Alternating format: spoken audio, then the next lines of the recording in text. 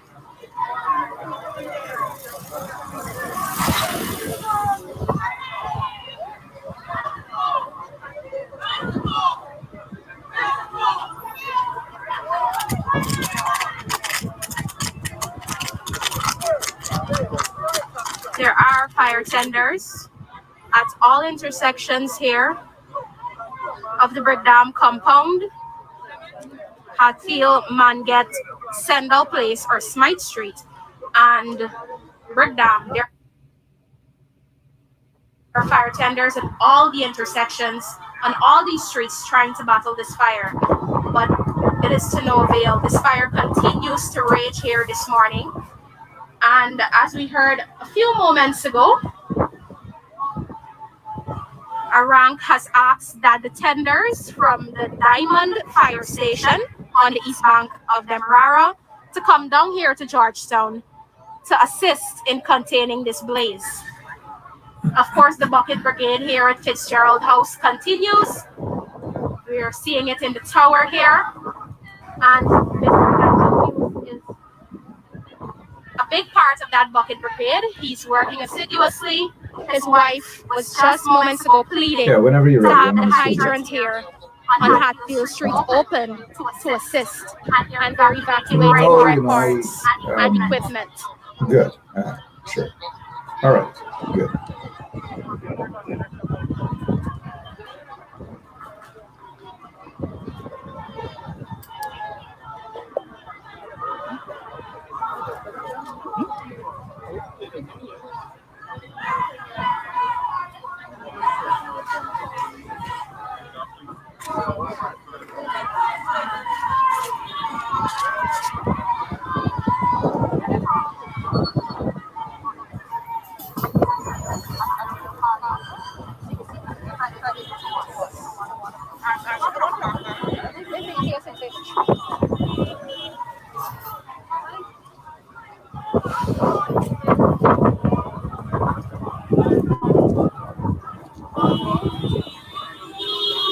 A serious wind is brewing in Georgetown, and It is not helping the situation here as Brickdam works on Hatfield Street with it, and several other small businesses housed in the same building on Hatfield Street.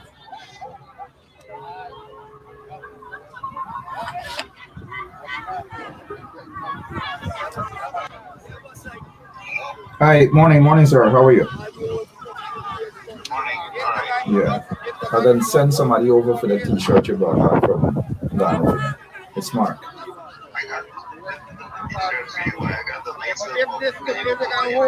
Oh, guys, I'm serious about it. Put it aside for me. I'll send somebody Monday. So we're having some more fire tenders.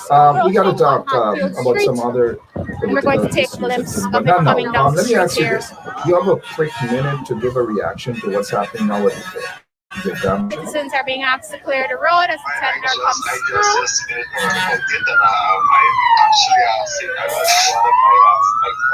All right.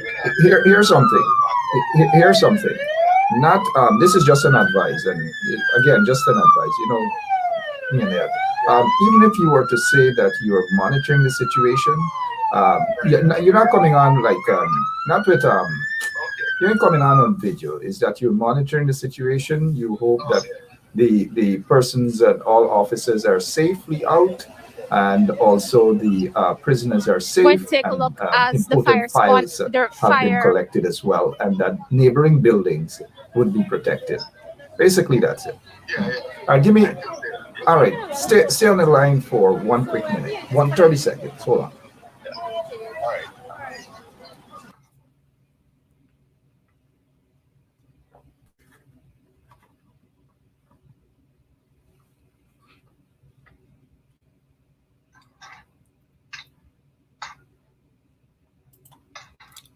All right. In case you're now joining us, you're watching there a live footage with what's happening in Georgetown there, the Brickdam police station. And many of you know Brickdam police station is the main police station out there. Lots of documents, people's properties, bail receipts, prisoners or people who have been locked up, detained, awaiting their day in court or whatever. All of those things happening right now. But on the line, we have in Georgetown, Guyana, the leader of the opposition, Mr. Joe Harmon. He's with us online for a quick couple minutes. Mr. Harmon, good afternoon. I'm sure by now you heard the news. Your take, sir. Yes, Mark. Good afternoon. Yes, I'm in fact on top of it. I'm monitoring this situation very closely. In fact, I have 2 or 3 MPs who are on the ground that are actually giving me a regular update. My concern at this stage, however, will be primarily the loss of life and property. And I trust that what is happening there, that we have been able to safeguard the officers and ranks of the Guyana Police Force who work from that main police outpost, the prisoners who are there, who are actually held, some of them before bail, some of them even after bail, and are awaiting their day in court, the important files which prosecutors have for important cases, that those have been secured and safe. And more so, it is important that the fire is contained within the confines of the Brickdam police station, and that the fire officers who are working there, that they try to at least limit the fire to the areas that have already been gutted. I just want to say that this is a very sad situation, that it seems that every time the PVP that they're in office, some major police or government facilities go up in flames. I don't want to ascribe an improper purpose, or at this point in time, I don't know whether the fire has been, it's an accident, it is negligence, or whatever it is. I would not want to ascribe any purpose to it at this point in time. But just to say that that my concern is, first of all, for the safety of those police ranks who have to work there, and the prisoners who are usually kept in the lockups. I know that it is very close to the Guyana Fire Service. It's also very close to the Ministry of Home Affairs. And I trust that they have been able to work together to be able to keep things under control. At this point, that will be my initial reaction. I certainly will have a more detailed position later on in the day. All right. Thank you so much, Leader of the Opposition, the Honorable Joseph Harmon, reporting live from Guyana, giving his view on the current situation with the fire. I know that when you guys got into office, and I agree with you, it's too early to make any sort of political comments as to the nature of the fire, but the facts are very clear that when you guys got into office in 2015, there were lots of work that the PPP ignored, but you guys undertook to get those jobs completed, including the lockups and so forth and so on. But maybe on another occasion, we'll talk a little more about that. Yes, definitely, Mark, definitely. Because the Brickdam lockup itself was declared one of the worst areas by an international organization that actually came here to look at the way in which our prison system worked, the way in which our justice system worked, and the way in which our criminal system worked. And that was one of the areas that was wrongly condemned under the PPP. Certainly, when we got into office, we started to take immediate steps to ensure that that lockup, which was in the center of the city, really reflected that quality of life which Guyanese can expect. Even a prisoner is entitled to a certain quality of life. A person who is held in the lockups is not being charged, is not being tried, and therefore the presumption of innocence is always there. And so we have to ensure that those conditions, are above a certain standard. Only recently I had the cause to go in there when I think the Trevor Ben was held there, and then some other senior officials were held there. And there was some slight improvement in the lockup itself in terms of the physical arrangements in there. But certainly much more still had to be done. But as I said, I will have a deeper and more wider comment at a later stage. But these will be my initial reactions to what is happening now. Thank you so much, Leader of the Opposition, the Honorable Joseph Harmon. Appreciate it, sir. Yeah. Thank you very much, Mark. Thank you. Bye-bye. Welcome. Yes. All right. You heard there the fire. The fire is currently out there in at the Brickdam police station. It's a mess. It seems to be that it's going to be completely gutted. There are neighboring buildings that the fire tenders are trying to save at this point in time. Well, we have also with us a former senior police officer who is no stranger to you guys at all. He was also once the commander there for A Division. He has a lot of knowledge about Brickdam Police Station. I oftentimes say second home, my second home there, especially in the lockup section. But here's what we're going to have Mr. Paul Slow with us for a few minutes. Good afternoon, Mr. Slow. Thanks for taking time out. How are you, sir? Good afternoon, Mark. Very sad occasion indeed. Yep. Yep. Sorry. Good afternoon. Good afternoon. Yes. Sad situation indeed with what's happening at the Brickdam. I'm sorry.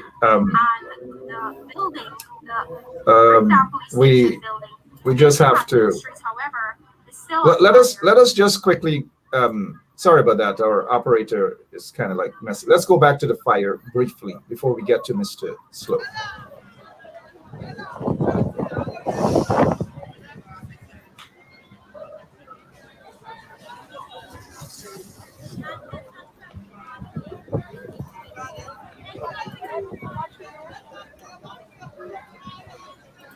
Also on scene now.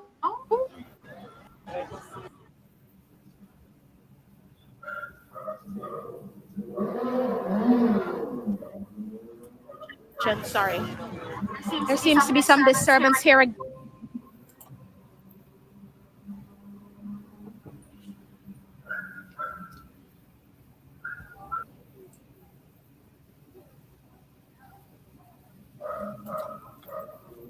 at Hughes Fields and Sobe, opening opposite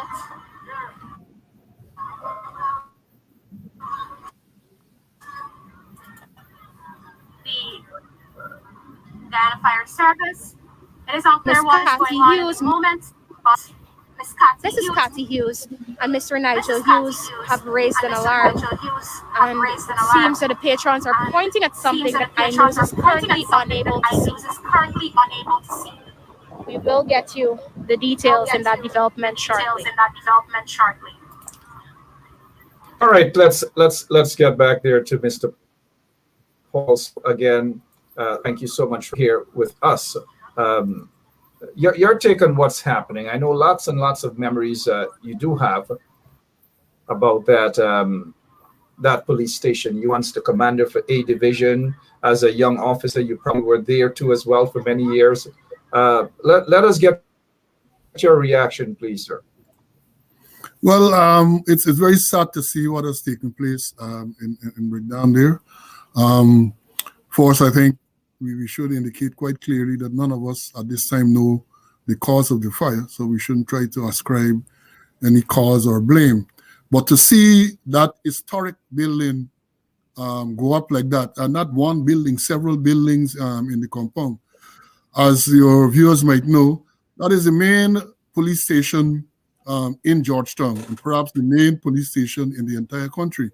And there are several buildings there. You referred to the lockups, but above the lockups, we have the CID, the commander's office, the registry. You have the court superintendent's office. You have in that same block the Brickdam property room, which houses property and exhibits, property including cash and other property. You have the CID, the Brickdam CID building is housed in that same building there, the inquiries office. And then looking at the footage, I can see that on the southern side of that building, where you had the traffic office, the Brickdam mess, the operations room, and the quarters for the female, all those things appear to have gone up in flames. And on the western side, there's also the bark room, the male bark room, the infirmary or the doctor's quarters there.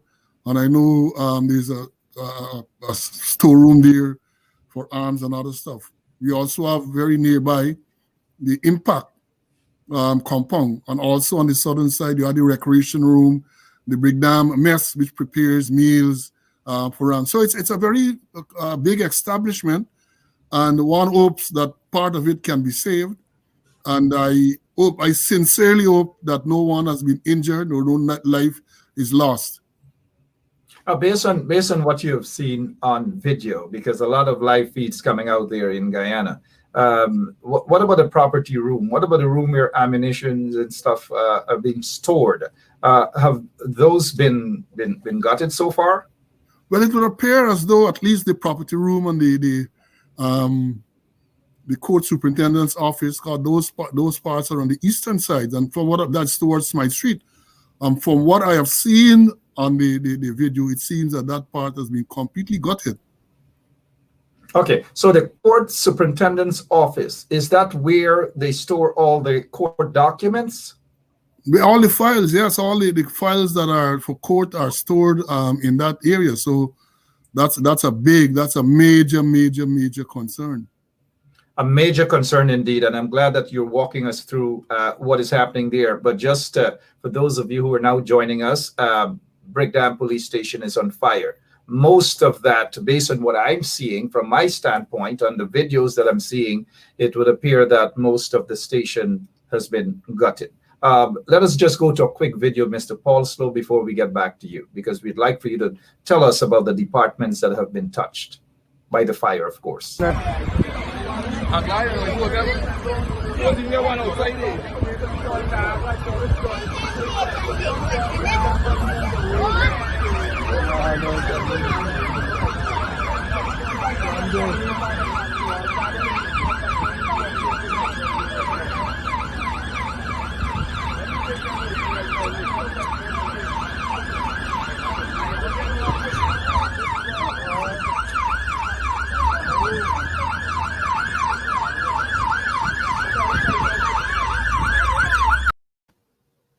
Mrs. Lowe, that's the early stages, and we see, the fire trucks are now coming in, which indicate to us, as we can see, that the fire may have started from whichever part of the building, and by the time the fire engines got there, it probably would have been too late for them to even save anything or to contain that fire. From your vantage point, what do you have to explain to our listeners? Well, it is clear that footage that you just showed there was the very early stages of the fire, because as you could see, the lockups, which is perhaps the most secured area, concrete, fairly recently built, that was all hardly touched. But I want to emphasize that all the buildings in that compound are wooden buildings. They're very old and therefore very vulnerable to fire. So the fact that later videos would show a complete bigger fire would not surprise anyone who knows the compound and the building. The fact that the fire would have moved to other buildings as well, because as I've said, those buildings in that compound are very, very old buildings. And then I know normally you have lots and lots of motor vehicles in that compound, motor vehicles that belong to the police, motor vehicles that belongs to civilians who may have had them lodged there for whatever reason. So I'm not sure the extent of damage to the vehicles and other property, but from what I have seen so far, this is a major, major fire and a major, major setback to the Guyana Police Force, major setback to law enforcement, major setback to the rule of law, because if those files there in serious matters are destroyed and cannot be properly reconstructed, then we can anticipate what is going to happen down the road. With some of the very major cases, just so that our listeners can get a better understanding, the files that have been stored in that in that specific section, obviously they have been destroyed so far based on what we're seeing. Mind you, we don't have a full report and we don't want to mislead individuals, but according to you, the property room, which is as you enter the building, it's on the, and you go towards the back, it's on the left side. And as you go up that stair, that's where the property room is, right? I should be familiar with that. No, the property room is in the lower flat, right down at the bottom there. So as you were describing, yeah, if you go into the compound heading south, then you turn east or left, then the property room is straight at the bottom there. And above the property room is the court superintendent's office, and above the court superintendent's office, you'll have the registry, the commander's office, the 2IC office, and those offices again. Although also above there is the criminal investigations department, the office in charge.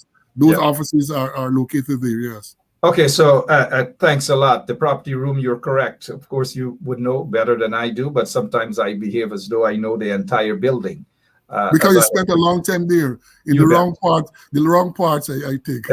Every week, yes. And so the bottom flat is the property room. The second is the court superintendent section where all the court files, and I want our listeners to hear this, all the court files are kept.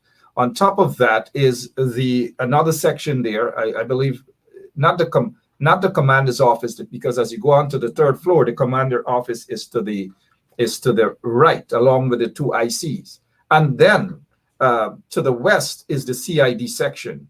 From your angle, what you have seen so far, that entire section is gone?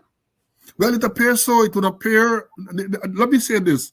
From what I've seen, it would appear that the only part of that building that is standing is the lockups, because as I've said, the lockups was recently constructed in concrete. So I suspect that is on the northern side, the northeastern side, and if the wind is blowing traditionally, then the wind would have been blowing the flames away from that section. So the fact that it is concrete and the prevailing winds would have been blowing it away would tend to indicate that maybe would not have been as affected as the other parts. But let me say this about files, that is in some cases, when I used to be there, many of the files after the matters are presented in court, many files, serious files, sometimes they don't remain at the court superintendent's office. They might be sent back to CID headquarters, especially in cases where the investigation might not have been completed. So those files would have been sent back for completion of investigation. So there is a chance that some of those files, some of the files in serious matters, might not be in the court superintendent's office, but might have been sent to CID headquarters for further investigation, might have been sent to the DPP's chambers for directions, and so. I just want to set that straight. And I'm glad that you've said that straight, because that would have been my next question in terms of all of the files. And you are correct. There are files that have been sent back to CID headquarters for further investigation. They may have been sent back to the DPP chambers for them to further deliberate on those files. But here's a question, just to clear things up for the general public. Matters on the investigations at the CID headquarters, once the investigations are completed, where are those files stored? Are they stored at Brickdam or right there at CID headquarters? Well, once the matters are completed, then they will go to the court superintendent's office for prosecution, because CID headquarters will investigate, but they are not the ones to prosecute. So it will go to Brickdam, finds its way to the court superintendent's office, where the prosecutor will have them to present in court. Now, as we know the system, once the matter is presented in court, many times there is a new date given.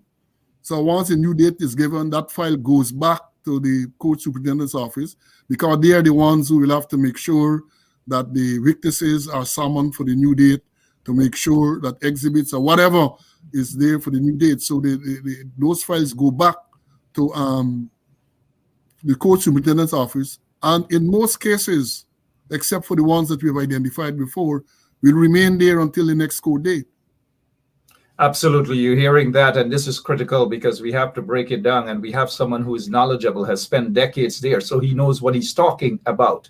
That is why we have invited Mr. Paul Slow here with us this afternoon to give a breakdown as to the damages done there. According to Mr. Slow, is that from his point, in seeing those video clips and the live feeds and so forth, it appears as though he's not saying that that is exactly what happened. He's saying that it appears as though those sections have been touched as well. And those are critical sections that have been touched, with documents being, court documents being destroyed. Now, again, for our listeners, the documents are presented to court through the prosecutors prosecuting this matter. They take all of those documents in the mornings to the court to call the defendants and so forth.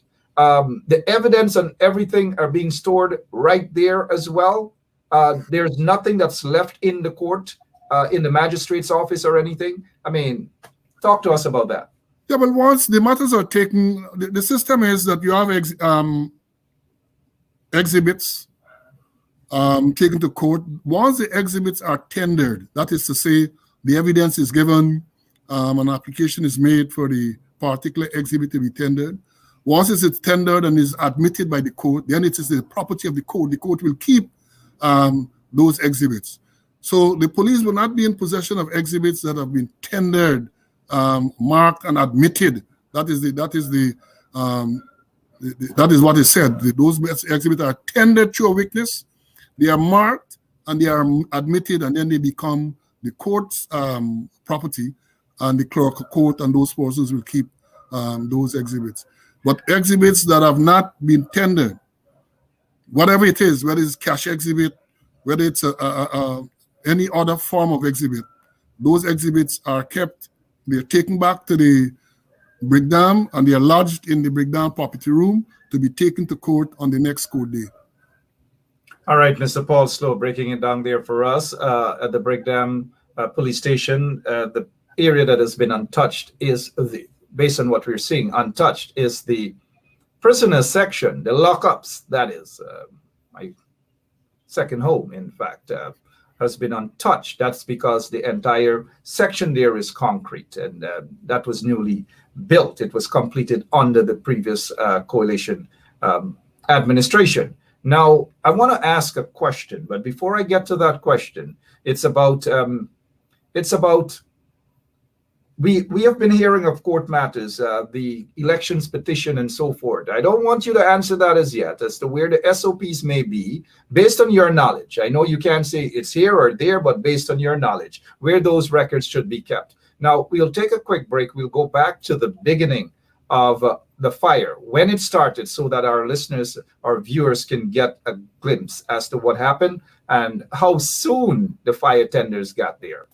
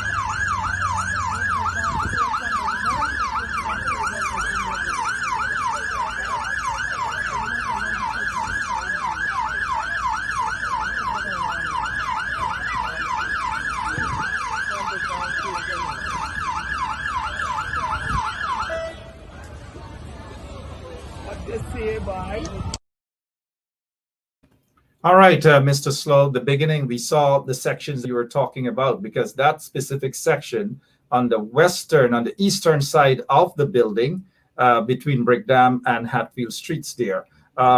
We know that where it's coming from is the commander's office is there, along with his 2 IC, and to the western side is the CID section, and downstairs are those other offices that we spoke of earlier.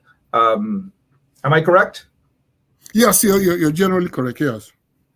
Yeah. Before we get to my main question concerning where the SOPs may be, I may have an idea, but I'm just a layman. You're the expert. Before we get to that, what would be the priority in such a situation of offices? Open the prison cells, the lockups first, make sure they're secured, or grab documents in such a situation? Your take. Well, in such a situation, the priority has to be to save lives, the lives of whether they're prisoners, the police ranks, because as I've said before, you have 2 sets of bark rooms in that building there. You have the female bark room, which is on the southern side, and then you have the male bark room on the western side that normally houses lots and lots of police ranks. Some people might have come off duty and would have been sleeping and all of that. Some people have been resting to go on duty. So therefore, the priority must have been, or should have been, if you had prisoners in the lockup, is to get those prisoners out of the lockups. Take them to some other station to be kept. And of course, to make sure that those ranks in there are safe. Then you might want to go to secure property and all of that. But I cannot imagine that anyone would think not to secure the life or the life of the prisoners, because remember, they are locked in a cell, and unless you release them, they are not going to be able to get out of that concrete cell there. And that concrete cell, just to give our listeners a description, those who may not have spent an hour or 2 days or 3 days there, let me give you guys a description. As you enter into the Brickdam police station, you make a left, and that's where the police lockups are. To get into the lockups, you got to go through 2 sections. In other words, it's locked there, and then there's a big iron door. I'm a little bit concerned, Mr. Slow, even though there are reports that all the prisoners or those who have been locked up, all of them are safe. I'm a little bit concerned. Why am I concerned? Because of that fire that we're seeing that started, that was very heavy, in that section. I'm just a bit concerned. I just thought that I make that clear. But you are correct that the first thing is to save lives, whether it's prisoners or officers as well. Before we get to our main question, my main question, do you believe that based on the years of that and that Brickdam police station and the condition in terms of it being wooden, do you think that this was always a possibility of it being totally gutted? Well, a lot of, you see, Guyana, Georgetown in particular, is prone to fires. As we know, over the years, there have been lots and lots of fires. And those fires are, in many cases, get worse because of the material, wood. Georgetown is a wooden city, lots and lots of wood. And therefore, in this particular case, because the buildings are so old, I think that was a disaster waiting to happen. A disaster waiting to happen. Have there been recommendations to just change it from wood to concrete, just like the Brickdam lockups, the lockups itself? Well, over the years, yes. Over the years, there have been lots and lots of recommendations in terms of improving that facility. I remember once there was a big fancy plan to build an all new complex, modern complex, concrete, modern, I say modern, complex there, but those things have never gone any place. Let me say this, Mark, before it escapes me. Sure. In every bad thing, in every bad situation, if you look carefully, you're likely to find some good. And in this case, I think the good that I can see is that a modern compound will be constructed and people are going to be more comfortable in their work environment and out their roads. Because what a lot of people do not know is that you mentioned the lockups. And I think Mr. Armand mentioned the fact that those lockups were condemned some time ago. And that is true. I remember seeing the report where they wrote to say, I don't know which agency, someone of the human rights agency said that thing is not fit for people to be in. But what they did not know, what a lot of people do not know, is that the back rooms where some of the policemen were housed weren't far improved, better than that. Those conditions were terrible. I recall from time to time, people would have posted videos and photographs of conditions there on social media. It was bad. It was very, very, very bad. And over the years, piecemeal attempts were made to have it corrected, but nothing proper was done. And those policemen and policewomen remained to work and live in very, very difficult circumstances. You are correct, because I saw those barrack rooms and they were like shanty towns, how those officers, those young policemen and women lived right there. And then right next to the male section, officer section, they had a bunch of cars that were seized or impounded and all these different things. I'm sure that made it so difficult for the fire to be contained, apart from the conditions under which those policemen and women were forced to live under. I recall a couple of years ago, it was then the Minister of Home Affairs, Clement Rohi, when asked about the conditions of policemen and women, the conditions of the Brickdam police station, and including the conditions of the Brickdam police station lockups, he was very dismissive. He was like, in other words, his concerns were not about the condition of policemen and women, how they lived. He wasn't concerned about the conditions of the entire Brickdam police station, but he focused on the lockups, and he had a lot to say, not good things, that it's not a 5-star, it's not this, and all sorts of frivolous excuses. But we are going to hear different things from them now. They'll be speaking from different sides of their mouth. Having said that, before we get to the main question, are you concerned about all of these fires that we're seeing now? We just saw there's a secondary school out in the Northwest District, I believe, gutted. Other places, and now the Brickdam police station. I ask this question because you know the perception of the ordinary man, woman in the streets. Well, let me, as I indicated earlier, it's very worrying. And as I also said, we do not know the cause of this fire, and I don't think we should speculate. We should allow for the fire service to do its investigation and to pronounce on the cause of the fire. But it's worrying. I mean, only last week they pronounced that the fire in the Vigilance Police compound was arson. That fire destroyed a living quarters and 2 police vehicles. I suspect that were housed, were located below. And now, just about a week later, we have this fire in the largest police complex outside of police headquarters, at least the largest police complex in Georgetown outside of headquarters, or one of the largest. And it's worrying. It's very, very worrying. Again, because of the age of the building, we don't know many of these things. Sometimes are ascribed to electrical faults. But we don't know. We should not speculate. We should wait. What is indeed the fact that we have had so many fires, in the 3 fires that I can recall, well, even more, because I think some private dwellings were also got hit recently. It is, in fact, very, very, very worrying. Very worrying indeed. If you're now joining us, fire at the Brickdam police station, probably the main police station throughout the country. Lots and lots of documents are stored there.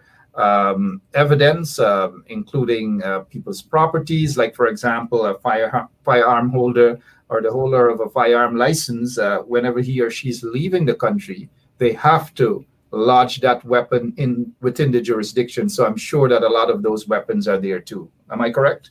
Yes, you are correct. Yeah. Oh, gosh. The SOPs, under scrutiny now by the courts, where are they supposed to be housed? At CID headquarters or Brickdam? Well, I suspect when you refer to SOP, you're not talking about the one that the minister, or the former minister, wrote about in terms of the SWAT. He was talking about the standing operation procedure. I suspect, given your earlier comments, you might be referring to the statements of Paul. Thank you for that, Mr. Slow. Thank you for that correction. And the SOPs, you thought maybe standard operational procedures, not that, the statements of polls. Thank you so much, sir. I suspect that is what you're referring to, and therefore I wanted to make sure that we're on the same page. Now, let me tell you this. I have no clue as to what is going on with absolutely nothing. I know that given the nature of that case, in my time, those things would not have been stored at Brickdam, because I think there are thousands and thousands of documents. I recall when I was the commander there during previous elections, statements were kept at the GCOM's compound in containers that were secured by ranks of the police force. That was then. I don't know what happened, what is happening now. But I'll be surprised if those things were kept at the in Brickdam police compound. You'll be surprised. We all will be surprised indeed. I thought that we just have you explain that to the members of the public. What sort of impact you think, severe impact, this has for the police force and policing? Well, the impact is going to be, look, first of all, from all that I've gleaned from people talking to me and what I've been reading and all of that, the morale of the police force is at an all-time low, very, very, very low. So many people are looking to see if they can get early retirement. So many persons have retired. People just want to leave because the environment there is very toxic. And when you have a situation where the police came under intense scrutiny and justifiably so, over the shooting on the Essequibo coast, following that, I refer to the burning down, because the fire service said it's arson. So somebody burned down the police building in the vigilance compound, and in the process destroyed 2 cars, or it might have been the other way around, where the fire might have started the cars and burned down the building. I don't know. And then only this morning, you're reading that a police officer, a deputy superintendent, is caught at a roadblock with marijuana and ammunition. And now you have this. So almost everything in the news about the police these days are negative things. And it impacts on morale. It's not easy to wake up in the morning and hear these things about the organization in which you serve. Now, I retired over 11 years ago, and these things affect me. So you can very well imagine how it affects those who are still serving, those conscientious ranks who are still serving. And it got to be demoralizing. It got to be impacting on the job performance.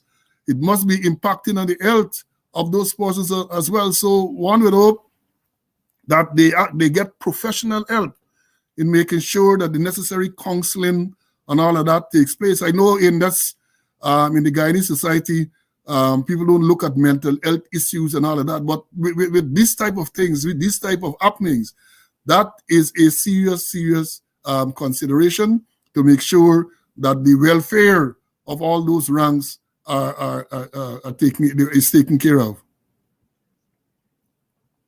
Indeed, the welfare of all those ranks are taken care of. I know we have seen over the past year the blatant political interferences in the operations of the Guyana Police Force. Senior police officers are being accused of being politicians and instead of doing policing work. And now this fire. I don't know. I just pray for those hardworking, honest policemen and women out there in the Guyana Police Force. You did mention about this deputy superintendent of police. I don't know. He was stopped at a roadblock. He drove away, and he was stopped again at another roadblock, and he drove away. And for those who may not have heard of the story as yet, there's this deputy superintendent of police that was caught allegedly with marijuana, and not just 1 ounce or 2 ounces or whatever, a heck of a lot. Apparently an illegal firearm as well. And this is an individual who was the second in command back in 2019 in region number 10, a Linden area. Are you concerned that a lot of, reports coming out that some senior police men or police officers are involved in these sort of activities, sir? Well, it's a serious concern. It is a serious concern. And your viewers, you might recall that not so long ago, when I was the chairman of the Police Service Commission, we had cause to deal with some of those persons who were reported. Action was taken against those persons. You may also recall that people went to court because they had disciplinary matters pending and could not have been promoted. They challenged that in court. So you can understand the environment in which we are operating, because here it is, senior people, when they commit themselves, are challenging decisions to discipline them in court. And I suspect that the junior ranks will not have any such facility. So it must be a case where, as I have said, there is a total breakdown in discipline, a total breakdown. And I want to compliment those ranks. You see, we look at the officer who was caught with marijuana, and that is the allegation we must emphasize. He has not been convicted of anything. It is alleged that he was stopped, as you said, and based on what I have read, having been stopped, he identified himself as a deputy superintendent of police. Notwithstanding that, the ranks, most likely junior to him, went ahead and did their work. And people will tend to, but that we have lots of, I'm sure there are lots of policemen like that who are conscientious and dedicated and will do their work if allowed to, regardless. So this is a case where junior ranks, people would think that in the Guyana Police Force, with all of these allegations and all of these claims of being unprofessional, something like that can never happen. That is what people might think. It will never happen. Well, this is an indication, this is a clear case that you have conscientious, professional police officers who will do the correct thing regardless. And kudos to them, congratulations to them. And I know the system goes, people are going to look to identify them and try to victimize them But they did an excellent job. They must be complimented for doing their job. And I will urge the police high command, I will urge the politicians to support those persons, because if they are not supported, you can very well imagine the message that is going to be sent to the other members of the force and to the wider public. You know, I'm glad that you've mentioned that, the fact that those ranks who, sorry about that. I have Nigel Hughes on the line. Mr. Hughes, you're live on the air. Can you give us a quick rundown on what is happening to your building with the fire? Hi, Mark. Thank you so much for calling and your concern. As you know, the Brickdam police station was on the fire. We got the message. We came down. Most of our buildings actually caught, but we didn't have serious damage. We were able to put it out before it damaged the building. What happened was the embers from the Brickdam fire caught, lit one of the fire trees, lit one of the coconut trees at the back of the yard right next to the building on fire. That caused the building to catch. We had to cut the coconut tree down, extinguish that fire, and then the fire in building 1 out. Building 2, one of the embers got caught in one of our Demerara windows in the library. We then had to extinguish that, and we have been wetting both buildings. It looks as if the Brickdam fire is now under control. We always seeing a smoke, no longer seeing flames. There is a hydrant in front of our office that we told them is working. The fire service said no, it is not working because they painted it blue. We insisted it was working because we knew it was working up to 3 months ago. Eventually, one of the public spirited citizens went around the corner, got the pin, used the pin to open up the hydrant in front of the office, which the fire service says wasn't working. And lo and behold, water started to come out. However, by that time, we had already, the help of the very good citizens who worked for us, who came, climbed up on the roof, was wetting, they were wetting whole buildings. We managed to save both buildings where the offices are. So I thank everybody for their support. I particularly would like to thank the good people working with us who came out in their numbers and literally saved both buildings. All right, our prayers are with you guys as well. Quickly, before we allow you to go, Mr. Nigel Hughes, what percentage of Brickdam lockups, from your angle, your vantage point there, what percentage has been gutted? Well, let me put it this way. We're at the southwestern side of the building. From the size of the flames and the images that we saw, because I haven't gone to Brickdam, I was too busy trying to save my buildings. I think the entire lockups would have gone. I'm hoping that nobody lost their life in that process. This is a really awfully large. Let me just quickly, Nigel. When you say the entire lockups, or you mean the entire Brickdam police station?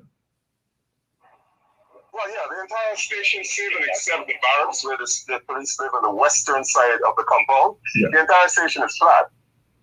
Wow. There are no erections beginning there at all, other than the building on the western side, which they use as a barracks. It used to be a barracks when they had the old riot squad. So just the western side, right next to St. Stanislaus College, that's the only remaining building. I think the rest of the compound is gone. I haven't gone around in front, so I want to limit what I just said by the fact that I have not actually gone to the front. But certainly from what I saw from the back here and just the size of the flames, that I believe that this is, they've had 100% total loss. Wow, 100% total loss. Mr. Nigel Hughes, we agree with you. We hope that no lives have been lost. And we are also glad that other buildings next to the police station, that those buildings have not been damaged. No, Mark, let me tell you, the buildings next to the police station in Hatfield Street have been damaged. You know where Party's gas station was? Yeah. I'm showing my age now where the old bus terminals was. Those buildings have been completely destroyed. Wow. So the buildings in Hatfield Street on the northern side, opposite Brigade Street, have been completely damaged. And what are you able to say any damage to Sleep-In Hotel? I don't think Sleep-In has a structure. If they do, I don't think so. They had pulled down their old building, and they're in the process of rebuilding. So I don't know. They only would have had concrete structures there. I don't think they had a building there. All right. They pulled it down for reconstruction. Mr. Hughes, I know you're busy. Thank you so much for taking time out, and our prayers are with you, your staff, and everybody. Thank you. Thank you so much, sir. I appreciate it. Sure. All right, Nigel Hughes there for you guys. Wow, almost 100% finished. Mr. Slow, you heard? Yes, I heard that. And as I've said, based on what I have seen from some of the footage, the more recent ones, that only confirmed my suspicion. 100%, totally gone. Well, based on what Nigel is saying, it's only the building to the western side. But that is the male back room, and below there you have the arms room where arms and that is stored. That also houses the medical quarter where the police surgeon will examine policemen. So that's the only part, based on what he's saying, is safe. So we're talking about the major communication hub in Brickdam. That is the operations room, which is on the side of Hatfield Street. That is gone. So communication is going to be, well, that can be, I suspect, easily or quickly reestablished some places. But it's a major setback. Major setback.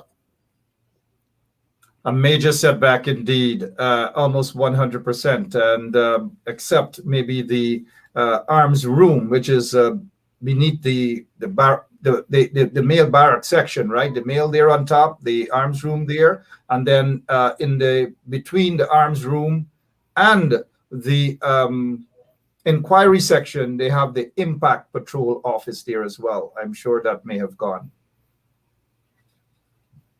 I don't know. How does that make you feel right now, knowing that you've spent so many years there working on cases as a young policeman, later a senior police officer, later the commander for A Division? Your office was right there. How does that make you feel right now? You feel very sad, very, very sad, because I only the other day was speaking to a friend, Saturday afternoon, sometimes like now, or even a little later. We had some good time to relax at the canteen there. In the compound itself, ranks were encouraged on Wednesdays in the afternoon to play the little softball. They play football, and ranks. It's a place of fond memories. Even though it was always difficult work most of the time, we found time to relax and to retool, to regroup, and to come again. So we have lots and lots of memories. I recall being on that would have been 2000 and election year, 2006, 2007, I think it was, spending Christmas on the veranda of that same men back room there, because there were some protests and so around. And we stayed. That is where we spent our Christmas morning with breakfast, and we sat there and we talked and we gaff. There was no rank there. I was a senior officer, but you encourage all the junior rank Christmas Day. And so I have fond memories of that place, and it is very, very sad to see it go like that. I'm sure if you were to go into the archives, you will find that building is very, very, very old. I would venture that building is over 100 years old. I mean, you would have had refurbishments, you would have had repairs, but I understand from my early bringing in the force that is where the B Troop mounted branch, Brickdam, that is where it started, way back in the colonial times. So I'm sure the historians will go there and might be able to tell you how old that building is, and to see in a flash it has been reduced to ash.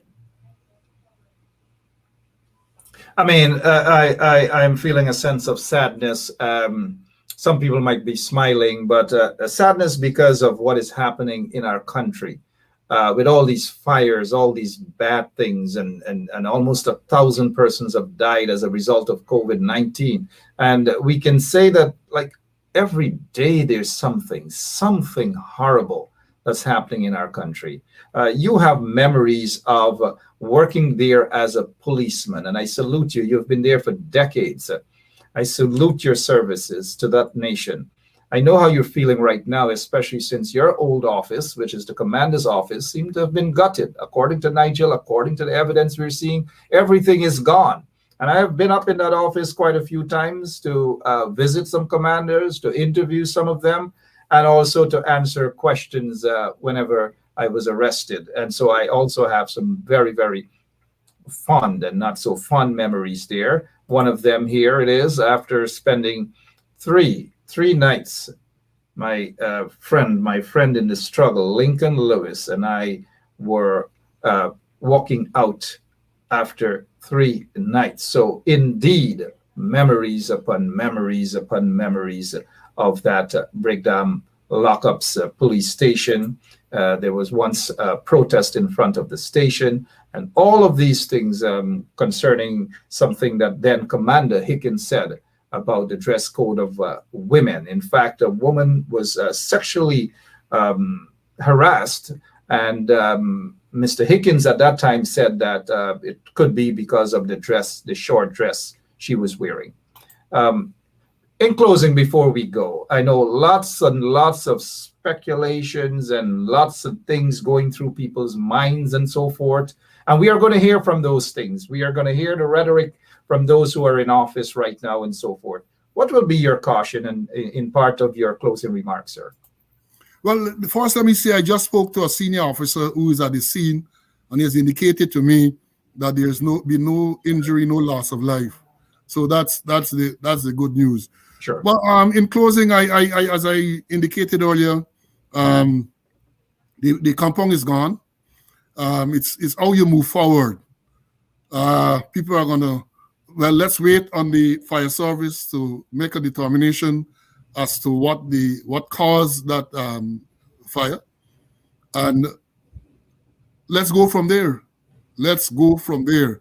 Take the opportunity. I'll urge the police I command.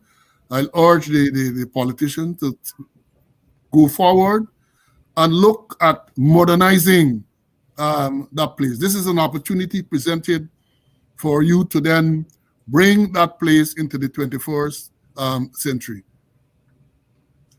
Might be, I mean, these are things that they should have been talking about even before this current situation. I'm not sure what the coalition had in mind, but these are things should have been high up on the agenda of any government. And it is sad indeed. We don't want to get too political. At least I don't want to get too political at this point in time. Let us await. But I can't see any government in office for 20-something years and neglect these basic things. I just can't see that at all. And that will be my only political statement for now. Mr. Paul Slow, I thank you so much for your time, sir. And I know what you are going through, and other senior police officers, former senior police officers, and serving members of the Guyana Police Force, all of them. But one of the main things that you have mentioned, though, is that according to report, there has been no loss of life, none whatsoever, and that is important. The evidence are gone. They're completely gone. Bye-bye to those evidence. Bye-bye to those court documents. Bye-bye to everything. Maybe we should have asked a lawyer whether there's bye-bye to those cases. There's no evidence. There's nothing. It's done with. Mr. Slow, thank you so much for your time, sir. Thank you, Mark. Thanks for having me. And always. Bye-bye to those evidence. They're all gone. The court matters. I don't know.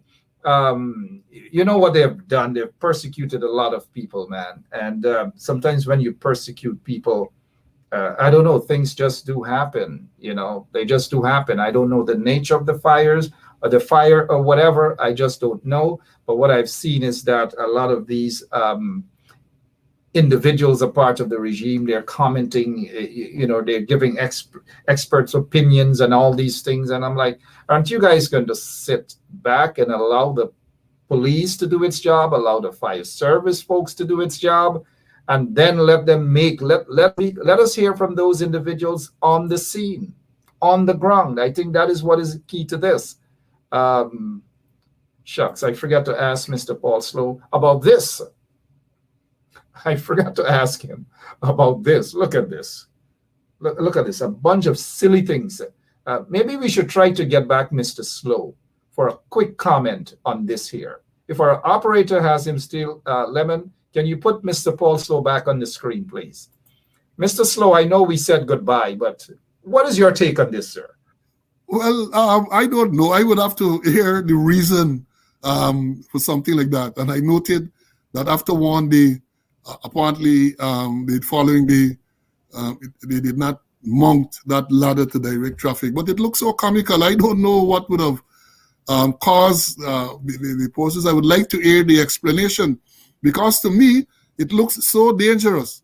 Any driver that is distracted can plow into that thing, and the policeman who is perched atop of it is in serious danger of injury, physical harm. So I really, until I hear the reasoning behind such a contraption, I would want to reserve comments.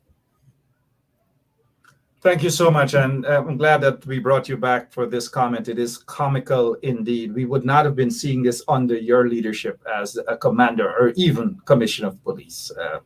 Thank you so much again, Mr. Paul Slow. Thank you. All right, Mark.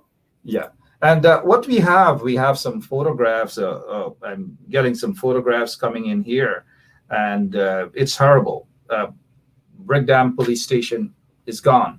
Completely. Well, save and except the barrack section where those policemen and women, I believe, that has been saved. It's basically nothing there other than underneath the arms room. I don't know, but I just don't know. What else you guys want me to say? Let's go to this video, and we will show you guys some photographs of what's happening right now.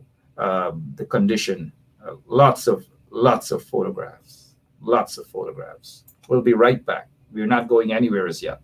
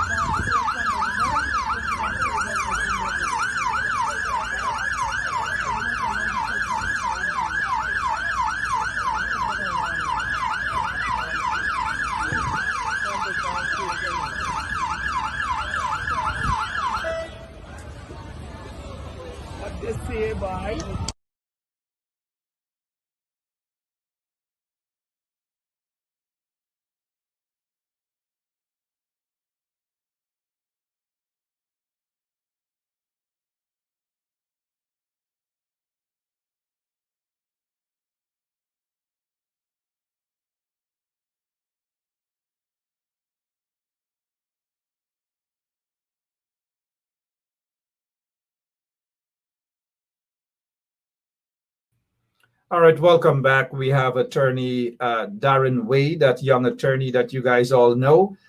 He is busy at work, of course, but he heard, like everybody else, the news of what happened to Brickdam Police Station. What is your take based on what you've been hearing, Mr. Wade? And good afternoon. Good to afternoon. Mark and to your listeners. Well, I haven't gotten any calls for the fires yet.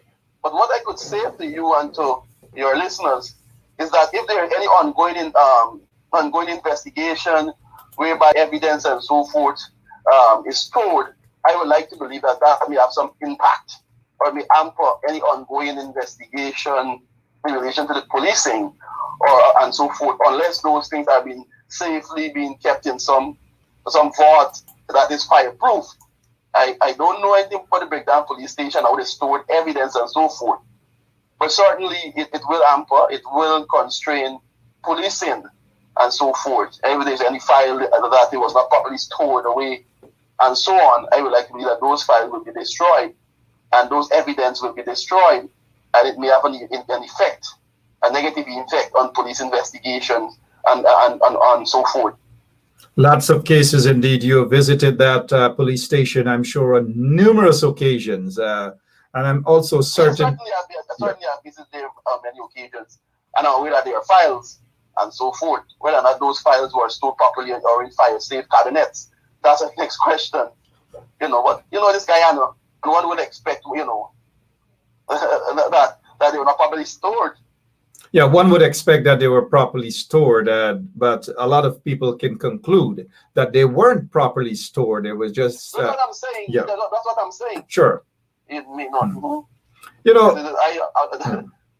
and we're hearing that there's no loss of life, which is good, which is a good thing. Excellent, yes. But you would, from your standpoint as a lawyer and someone who frequented there, you went to the CID section to see your clients, you went to Brickdam lockups to see some of your clients, you went there to see your clients who were on the bench, who were detained, and all these different things. At some point in time during your many visits there, you would have been saying that this is actually a fire hazard, the entire police station compound. Well, you know, it's wood. I think recently a lot of work was done to the station though, because I was in there like a week or two. Well, I'm there very often, but to the back, when you go to the back, you go into by the traffic area and you look up. A lot of painting and so was done recently to that whole section there. But of course, it is wood and it's not like concrete. So any little fire, you know, you will see a quick destruction. But the building there is for many years, man. That's one of the buildings that have been around us for several years. That is gone up in smoke there, in fire. Yeah, it's been around us for decades now. I mean, sorry, yes. Over a century and a half. Lots of memories there. You know, closing. A lot of people are watching, and they're watching the fires now in the country. They're very concerned about that. What is your closing remarks? Very often we get fire, yes. But you see, and another thing is the ability from the Guyana fire service to respond to these scenarios. But what can they do? You know, I see they have those large these large ladders that they put in the air, the way by they having the water pouring down. But I don't know as much they could do. They could probably more contain such a fire. Mr. Darren Wade, attorney at law, we'll stay in touch with you, but we can only imagine what the police men and women are feeling right now. The good ones, the bad ones, I don't know about that. Well, I would like to believe that they will be reassigned to various posts. Yeah. Let us see what happens, but the concern is that all the evidence and the documents and court documents and court papers certainly all gone. We're gone up the fire. You know, they're all gone. Certainly those that have been kept there, we're gone up. They're all gone. All the evidence gone. They all. Those that have been kept there. Yeah. You have a couple of cases that you may be working on that those evidence documents are gone.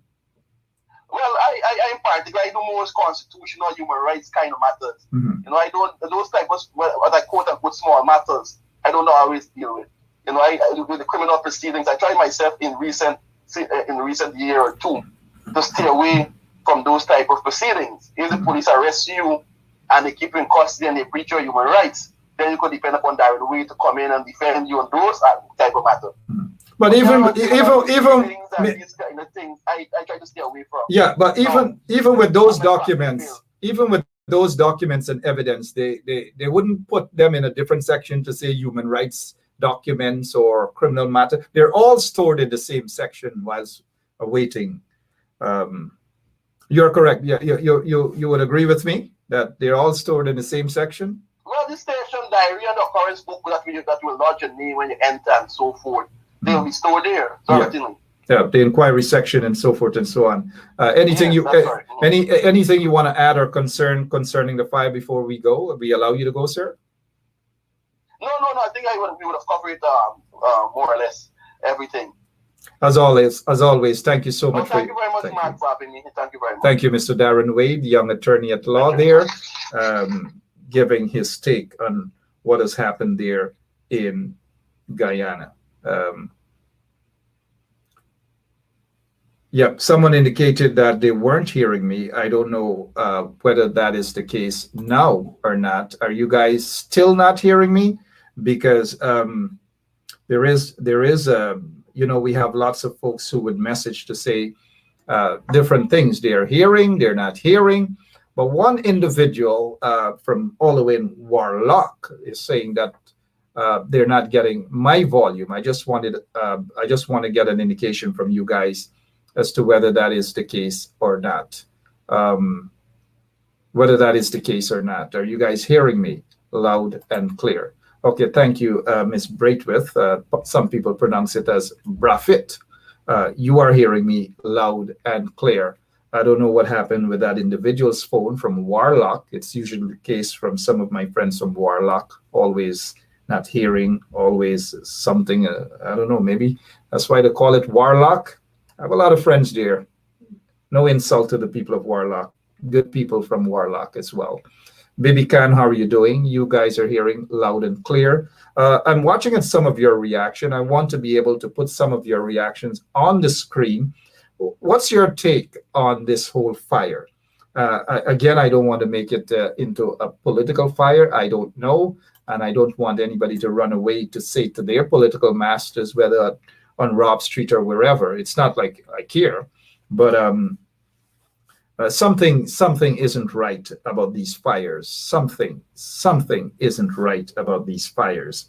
We recently had that secondary school. We had arson at, I believe, Vigilant Police Station. And now you guys don't want to see. You guys really want to see what's happening with Brickdam Police Station right now? You really want to see some photographs? Let me check out some of your comments. I am reading some of your comments. I got lots of memories there and I don't want to smile. I don't want to skin my teeth on this situation, but it's indeed sad. This was one of the photographs myself and Lincoln Lewis, after spending 3 nights in there in that filthy lockups, that filthy lockups. 3 nights. I have my memories in there with Freddie Kissoon, with lots of people in there, lots of folks who were in there for various offenses, some of them political in nature, some of them for a piece of marijuana, some of them for a piece of something, some of them for God in heaven knows what, some of them were just walking the streets and the people just picked them up. Lots of things. And so this day, Lincoln Lewis and I and Norris Witter, but Norris Witter was just grabbing his cardboard box that he slept on for 3 nights. And so he's not in this photograph. And so after we were released on bail for just, guess what? For protesting in front of the Commissioner of Police office. That's all, for protesting in front of the Commissioner of Police office. And so they picked us up. And look, this is what's happening. This is the condition right now. That's the remains. These photographs compliments of my friend attorney at law, Nigel Hughes. Thank you so much, Nigel, for these photographs. This is the current situation. Take a look. That's the entrance to Brickdam. Oh yes, that is the entrance to Brickdam. Or this could be the back of this is heading towards the officers' barrack. To the east of this gate is the main entrance, and let us see what we have. Do we have anything on the main entrance? We do not at this point in time, but let us try to see what else we have, so that you guys can see what's happening, or the remains of the Brickdam police station. There you go. That's it. Okay, let me do a breakdown for you guys as you're going in. It's a place that I'm familiar with. All the sections, every single one of the sections I'm familiar with. Not just the lockups. Of course, the lockups I'm very familiar with. But as you enter the police station there, on the right side, you will have the inquiry section. It's where you go, they pick you up, they put you in that section, they put you on the bench to sit down, and they either going to have you remain there for a little while or they're just going to send you home. It depends on who you are. If you are a political person, then they have to get orders from someone on top. I don't know on top of what or on top of whom, but they have to wait for orders. And that's it on the inquiry section. On the second level of the inquiry section is the CID section, another CID section. And it goes as you go to the left, which would be the eastern side. Once you are booked on the inquiry side, they march you over to the eastern side. That's where the lockups are. And then you go through a door, very familiar to me. You go through, and maybe to some of you who are watching, you go through to on the eastern side, you go through that door, you walk, they open the little section, you walk in, they open another gate, or a door, you walk in, and you make a right, and you walk about 6 feet, and right there, facing you, is the big iron gate. They open that iron gate and they put you in that filthy place which is another world. Now, that's the only place I'm hearing that is probably still standing. Because it is concrete. All of the other buildings, departments and so forth, wood, right? Look at it, take a look. As you go in, the eastern side, that's the entire building. The inquiry section, the lockups, upstairs of the lockups, they got the CID, another CID section, and then they got the commander's office, you got the property room, you got the court documents are stored, all these sort of things. So look, I want to say to you guys that this is a massive blow.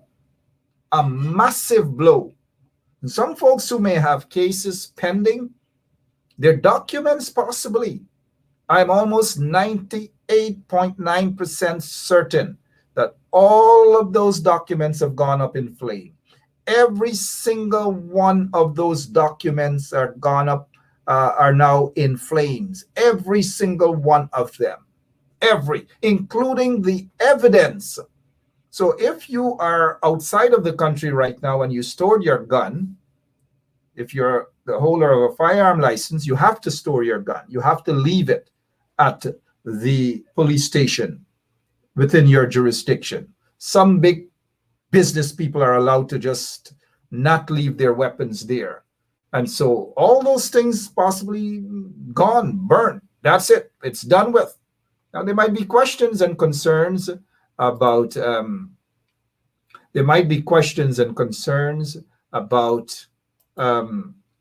the fire tenders, the trucks and water and fire hydrants and all these different things.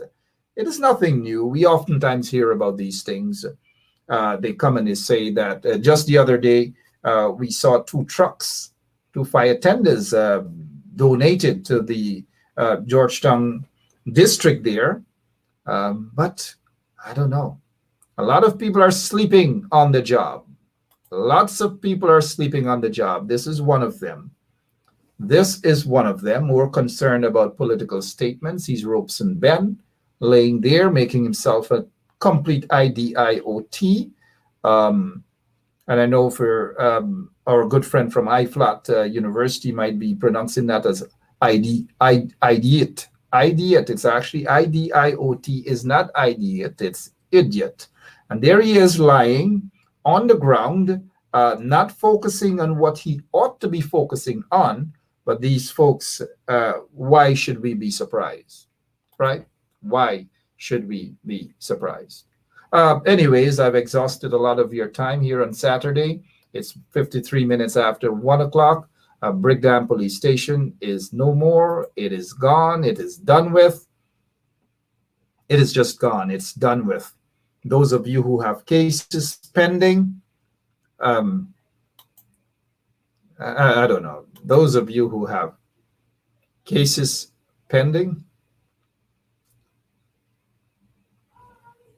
you might as well just kiss your cases goodbye. Because if the evidence and all the statements and everything is just gone up in smokes, there's a high possibility that you have no case, no evidence. No case, no evidence, no nothing. What happens?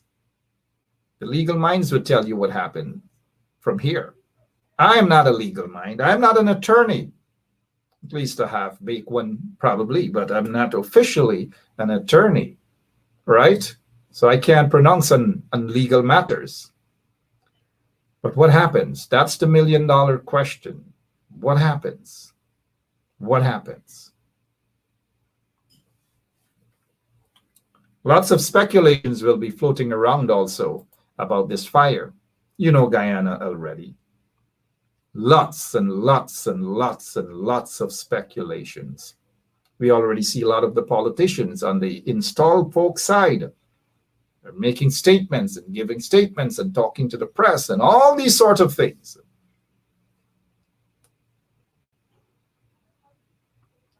All right, Ms. Booker, a lot of ex-policemen and women are watching as well. Good evening or good afternoon to all of you. Guys got to do more than just prayers for Guyana. More than just prayers for Guyana. I've got to go, though. If there's anything else, I will bring you guys back a live report. But for now, just a reminder that Brickdam Police Station is no more. It's no more. I know some of you have fond memories there as policemen and women and as guests of the state.